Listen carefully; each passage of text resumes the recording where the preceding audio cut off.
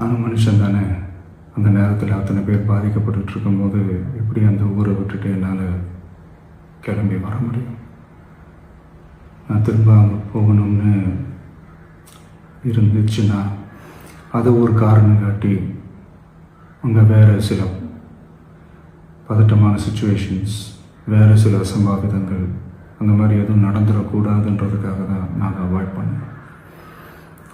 இந்த நேரத்தில் சொந்தங்களை இழந்து தவிக்கிற அத்தனை குடும்பங்களுக்கும் என்னுடைய ஆழ்ந்த இரங்கலை தெரிவிச்சுக்கிறேன். எனக்கு தெரியும், என்ன சொன்னாலும் இது ஈடேயாகாதுன்னு எனக்கு தெரியும்.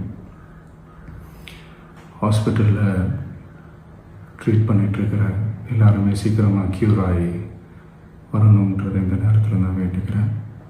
கூடிய சீக்கிரமே உங்கள் எல்லாரையும் நான் சந்திக்கிறேன். இந்த நேரத்தில் எங்களுடைய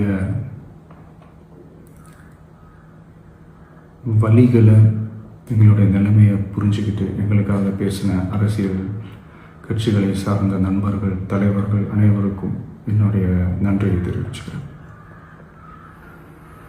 கிட்டத்தட்ட ஒரு 5 மாவட்டத்துக்கு பிரச்சாரத்துக்கு போனோம். இந்த மாதிரி எதுவுமே நடக்கல. ஆனால் கரூரில் மட்டும் ஏன் எப்படி நடக்குது?